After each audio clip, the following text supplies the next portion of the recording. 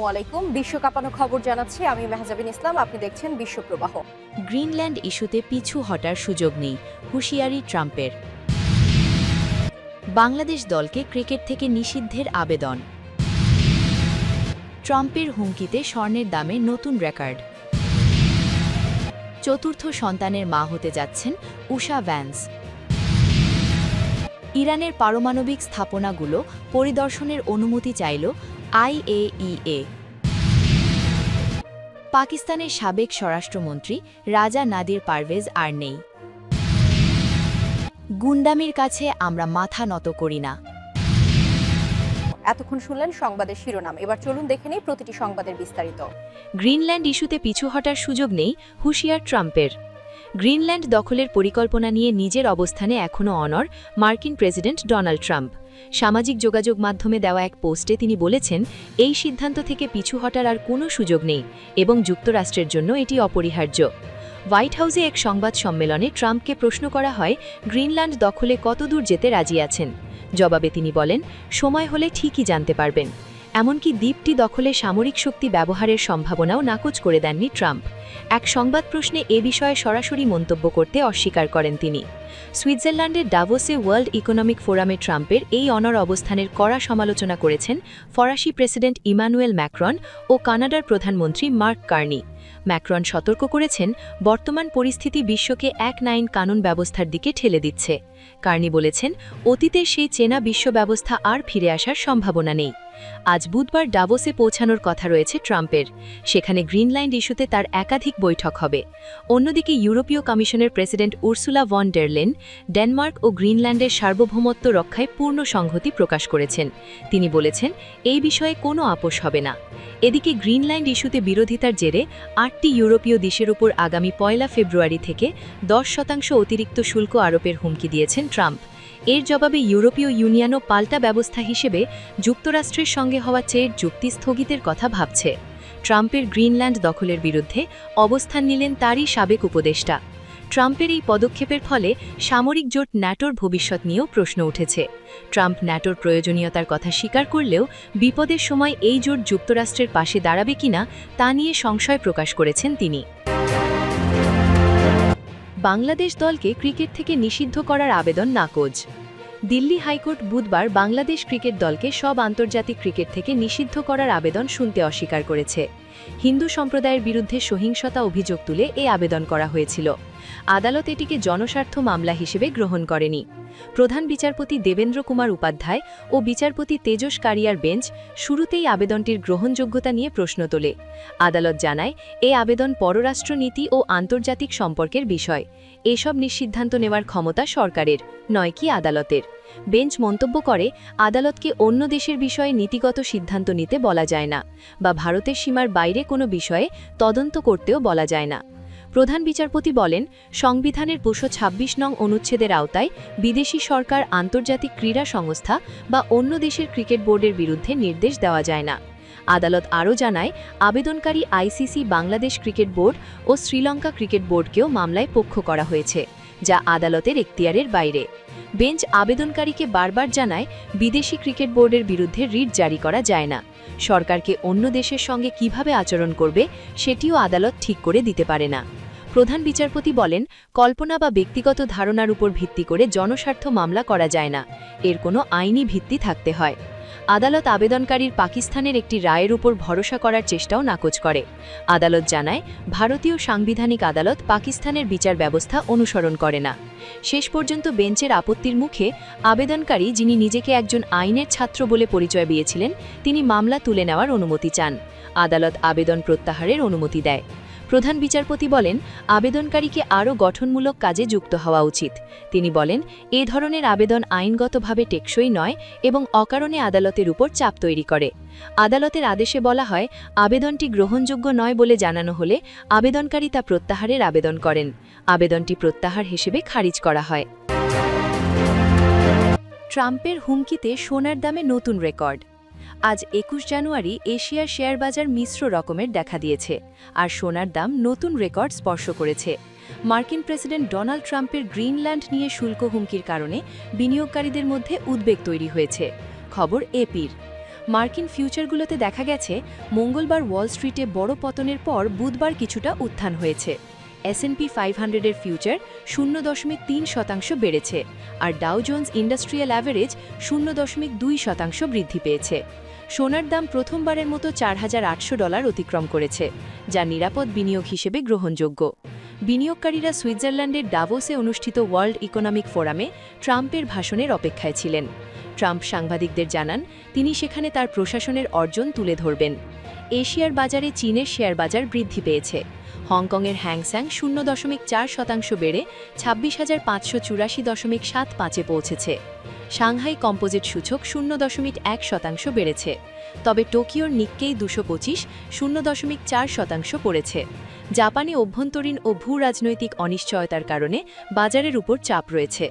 দক্ষিণ কোরিয়ার কোসপি 0.5% বেড়ে 4,909.93-এ পৌঁছেছে। অস্ট্রেলিয়ার S&P ASX 200 0.4% পড়ে 8,782.90 হয়েছে। তাইওয়ানের টাইএক্স 1.6% কমেছে, আর ভারতের সেন্সেক্স সামান্য কমেছে। ট্রাম্প ঘোষণা করেছেন ফেব্রুয়ারি থেকে Denmark, Norway, Sweden, Germany, France, যুক্তরাষ্ট্র, নেদারল্যান্ডস ও ফিনল্যান্ডের পণ্যে 10% অতিরিক্ত শুল্ক আরোপ করা হবে। ইউরোপীয় নেতারা প্রতিক্রিয়া জানিয়েছেন এবং কৌশলগত পদক্ষেপ বিবেচনা করছেন। মঙ্গলবার S&P 500 2.1% পড়ে 6,796.86, ডাও জোন্স 1.8% পড়ে 48,488.59 ও ন্যাসড্যাক 2.4% পড়ে 22,954.32-এ নেমেছে। এনভিডিয়া 4.4%, অ্যাপল 3.5% পতন হয়েছে। লোজ, জেপি মর্গান চেস ও ক্যাটারপিলার সহ বড় কোম্পানিগুলোর শেয়ারও কমেছে। চতুর্থ সন্তানের মা হতে যাচ্ছেন উষা ভ্যান্স। যুক্তরাষ্ট্রের সেকেন্ড লেডি উষা ভ্যান্স চতুর্থ সন্তানের মা হতে যাচ্ছেন। ভাইস প্রেসিডেন্ট জেডি ভ্যান্স জানিয়েছেন আসন্ন গ্রীষ্মে তাদের সংসারে আসছে একটি ছেলে সন্তান। মঙ্গলবার 20 জানুয়ারি সামাজিক যোগাযোগ মাধ্যমে এক যৌথ ঘোষণায় এ খবর জানান জেডি ও উষা ভ্যান্স। বিবৃতিতে তারা বলেন, আমরা আনন্দের সঙ্গে জানাচ্ছি উষা আমাদের চতুর্থ সন্তানের গর্ভবতী। এটি একটি ছেলে শিশু। উষা ও অনাগত সন্তান দুজনেই ভালো আছে। আগামী জুলাইয়ের শেষ দিকে আমরা তাকে স্বাগত জানানোর অপেক্ষায় আছি। এ দম্পতির ইতোমধ্যে 3 সন্তান রয়েছে, ইওয়ান, বিবেক ও মিরাবেল।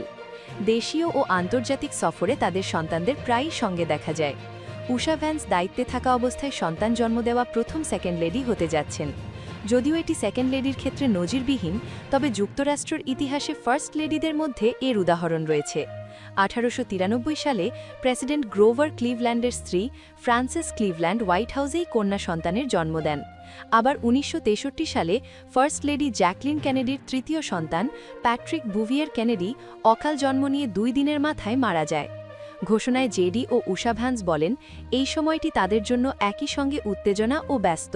পাশাপাশি তারা চিকিৎসা সেবায় নিয়োজিত সামরিক চিকিৎসক ও স্বাস্থ্যকর্মীদের প্রতি কৃতজ্ঞতা জানান। ভাইস প্রেসিডেন্ট হিসেবে জেডি ভ্যান্স দায়িত্ব নেওয়ার পর উষা ভ্যান্স তার উচ্চ পর্যায়ের আইনজীবী পেশা থেকে সরে এসে স্বামীর সঙ্গে বিভিন্ন সরকারি অনুষ্ঠানে উপস্থিত ছিলেন। এদিকে আগামী মাসে ইটালির মিলানে অনুষ্ঠিত হব 2026 শীতকালীন অলিম্পিক গেমসের উদ্বোধনী অনুষ্ঠানে যুক্তরাষ্ট্রের প্রতিনিধি দলের নেতৃত্ব দেওয়ার কথা রয়েছে ভ্যান্স দম্পতির। ব্যক্তিগত আনন্দ ও রাষ্ট্রীয় দায়িত্ব দুটোর মাঝেই ভারসাম্য রেখে এগিয়ে চলছেন তারা। ইরানের পারমাণবিক স্থাপনাগুলো পরিদর্শনের অনুমতি চাইল IAEA।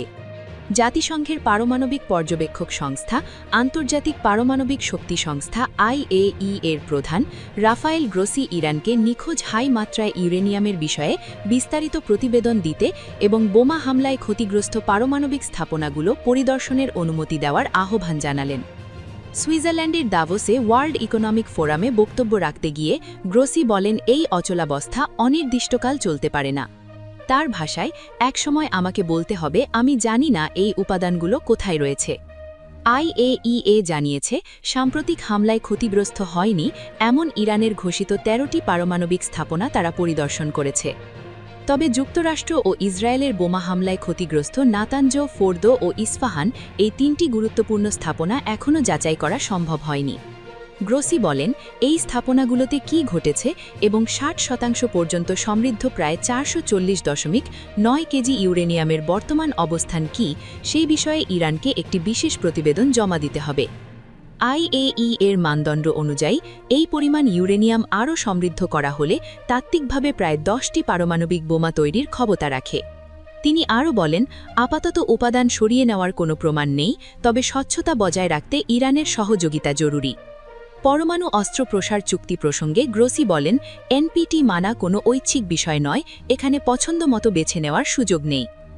IAEA জানিয়েছে, গত 7 মাস ধরে ইরানের উচ্চমাত্রায় ইউরেনিয়ামের মজুদ যাচাই করা যায়নি, যদিও নির্দেশ অনুযায়ী মাসিক পরিদর্শনের কথা। পরিদর্শন বিলম্বের কারণ হিসেবে গ্রোসি ইরানের সাম্প্রতিক বিক্ষোভের কথা উল্লেখ করেন, তবে ইরানি কর্মকর্তারা জানিয়েছেন পরিস্থিতি এখন শান্ত, ফলে শীঘ্রই পরিদর্শন পুনরায় শুরু করা যেতে পারে। এছাড়া যুক্তরাষ্ট্রের দূত স্টিভ উইটকফের নেতৃত্বে চলমান কূটনৈতিক উদ্যোগের কথাও উল্লেখ করেন IAEA প্রধান। তিনি বলেন, নতুন কোনো সামরিক সংঘর্ষের আশঙ্কা ছাড়াই সমঝোতায় পৌঁছানো জরুরি। সর্বশেষ ডিসেম্বরের শেষ দিকে ইরানের কার্যকর পারমাণবিক স্থাপনাগুলো পরিদর্শন করা হয়েছিল, তবে বোমা হামলায় ক্ষতিগ্রস্ত স্থাপনাগুলো এখনও যাচাই বাকি। আগামী দিন বা সপ্তাহে ইরানের পররাষ্ট্রমন্ত্রী আব্বাস আরাকচির সঙ্গে বৈঠকের পরিকল্পনা আছে বলে জানান গ্রোসি। পাকিস্তানের সাবেক স্বরাষ্ট্রমন্ত্রী রাজা নাদির পারভেজ আর নেই। পাকিস্তানের সাবেক ফেডারেল স্বরাষ্ট্রমন্ত্রী রাজা নাদির পারভেজ মারা গেছেন। বুধবার 21শে জানুয়ারি তিনি ফয়সালাবাদে শেষ নিঃশ্বাস ত্যাগ করেন। তার মৃত্যুর খবরে দেশজুড়ে রাজনৈতিক নেতা ও সামাজিক ব্যক্তিত্বদের মধ্যে শোকের ছায়া নেমে আসে। মেজর অবসর রাজা নাদির পারভেজ তার রাজনৈতিক জীবনে পাকিস্তানের স্বরাষ্ট্রমন্ত্রীর দায়িত্ব পালন করেন। পাশাপাশি তিনি পানি ও বিদ্যুৎ মন্ত্রণালয়ের মতো গুরুত্বপূর্ণ মন্ত্রণালয়ের দায়িত্বেও ছিলেন। জাতীয় রাজনীতিতে দীর্ঘদিন সক্রিয় থাকায় তিনি একজন অভিজ্ঞ সংসদ সদস্য হিসেবে পরিচিত ছিলেন। 5 বারের সংসদ সদস্য রাজা নাদির পারভেজ মোট 5 বার পাকিস্তানের জাতীয় পরিষদের MNA সদস্য নির্বাচিত হন। এর মধ্যে 4 বার ফয়সালাবাদ এবং 1 বার রাওয়ালপিন্ডি থেকে নির্বাচিত হয়ে তিনি 2 এলাকাতেই নিজের শক্ত রাজনৈতিক অবস্থান প্রমাণ করেন। রাজনৈতিক জীবনে তিনি পাকিস্তান মুসলিম লীগ নওয়াজ PMLN, পাকিস্তান তেহরিকে ইনসাফ এবং ইসলামী জুমহুরি ইত্তেহাদের সঙ্গে যুক্ত ছিলেন। তার মৃত্যুর পর রাজনৈতিক ও সামাজিক অঙ্গনের নেতারা গভীর শোক প্রকাশ করেন। অনেকেই দেশের প্রতি তার অবদান এবং সংসদীয় রাজনীতিতে দীর্ঘ ভূমিকার কথা স্মরণ করে শ্রদ্ধা জানান। কে ছিলেন রাজা নাদির পারভেজ? মেজর অবসর রাজা নাদির পারভেজ খান ছিলেন একজন রাজনীতিবিদ, সাবেক সংসদ সদস্য এবং পাকিস্তান সেনাবাহিনীর অবসরপ্রাপ্ত অফিসার। তিনি সেনাবাহিনীর 6 পাঞ্জাব রেজিমেন্টে দায়িত্ব পালন করেন। পরবর্তীতে রাজনীতিতে যোগ দিয়ে নওয়াজ শরীফের দ্বিতীয় সরকারের সময় ফেডারেল মন্ত্রী হন। তিনি পাকিস্তানের সামরিক নেতৃত্বের সঙ্গে ঘনিষ্ঠভাবে যুক্ত ছিলেন এবং সাবেক কোয়েটা কোর কমান্ডার তারিক পারভেজের ভগ্নিপতি ছিলেন। প্রয়াত টিক্কা খান, যিনি 1565 সালে রান অফ কোচ্ছ সংঘর্ষে পাকিস্তানি বাহিনীকে নেতৃত্ব দেন, তিনি রাজা নাদির পারভেজকে সাহসী ও বীর সেনা হিসেবে আখ্যায়িত করেন। সেই সময় তিনি একটি গোয়েন্দা অভিযানে একটি ইন্ডিয়ান পটল সদস্যকে গ্রেফতার করতে সক্ষম হন। 1565 সালের যুদ্ধে বীরত্বপূর্ণ অবদানের জন্য তিনি সিতারা ইজুরাত পান। 1971 সালের যুদ্ধে ভারতীয় ফতেবার কারাগার থেকে 4 সহ সদস্যের সঙ্গে দুঃসাহসিকভাবে পালিয়ে যাওয়ার ঘটনায় তিনি দ্বিতীয়বারের মতো সিতারা ইজুরাত লাভ করেন এবং লেফটেন্যান্ট কর্নেল পদোন্নতি লাভ করেন। গুন্ডামির কাছে আমরা মাথা নত করি না। ইউরোপ গ্রিনল্যান্ড হস্তান্তর না করলে ইউরোপীয় দেশগুলোর ওপর বড় অঙ্কের শুল্ক আরোপের যে হুমকি মার্কিন প্রেসিডেন্ট ডোনাল্ড ট্রাম্প দিয়েছেন, তার তীব্র সমালোচনা করেছেন ফ্রান্সের প্রেসিডেন্ট ইমানুয়েল মাক্রো। তিনি বলেছেন, ভয়ভীতি বা দাদাগিরির কাছে ইউরোপ কখনোই মাথা নত করবে না। আটলান্টিকের 2 পারের মধ্যে উত্তেজনা এড়াতে ইউরোপের অনেক নেতা যেখানে সতর্ক ভাষায় কথা বলছেন, সেখানে মাক্রো কড়া অবস্থান নিয়েছেন। দাভোসে অনুষ্ঠিত বিশ্ব অর্থনৈতিক ফোরামে তিনি বলেন, ফ্রান্স ও ইউরোপ কোনোভাবেই শক্তির জোরে চাপিয়ে দেওয়া নিয়ম মেনে নেবে না। তা করলে ইউরোপ ধীরে ধীরে পরাধীন হয়ে পড়বে বলে তিনি সতর্ক করেন। মাক্রো আরও বলেন, বিশ্ব রাজনীতি যদি নীতিহীনতার দিকে এগোয়েও ইউরোপ ভূখণ্ডগত অখণ্ডতা ও আইনের শাসনের প্রশ্নে আপোস করবে না। তার ভাষায়, গুন্ডামির বদলে সম্মান এবং বর্বরতার বদলে আইনের শাসনই ইউরোপের পছন্দ। বক্তৃতার সময় তিনি এভিয়েটর সানগ্লাস পরেছিলেন। এলিসি প্রাসাবের বরাতে জানানো হয়, চোখের রক্তনালী ফেটে যাওয়ায় সুরক্ষার জন্য তিনি এই চশমা ব্যবহার করছেন। ফরাসি ওয়াইন ও শ্যাম্পেনের ওপর 200% শুল্ক আরোপের প্রেক্ষাপটেই দাভোসে এসব মন্তব্য করেন মাক্রো। এর আগে ট্রাম্প কূটনৈতিক শিষ্টাচার ভেঙে মাক্রোর পাঠানো একটি ব্যক্তিগত বার্তা প্রকাশ করেন, যেখানে গ্রিনল্যান্ড বিষয়ে ট্রাম্পের পরিকল্পনা জানতে চাওয়া হয়েছিল। একই বার্তায় রাশিয়া ও অন্যান্য বিষয় নিয়ে একটি জি7 বৈঠক আয়োজনের প্রস্তাবও দেন মাক্রো।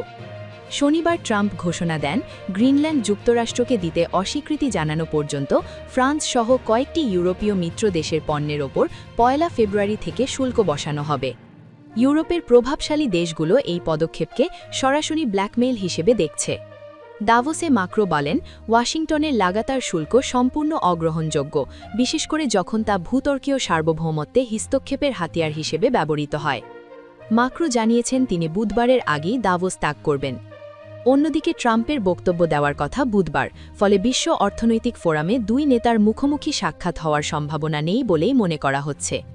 তবে ট্রাম্প যে বার্তাটি সামাজিক মাধ্যমে প্রকাশ করেছেন, সেখানে মাক্রো তাকে প্যারিস সফরের ইঙ্গিত দিয়েছিলেন।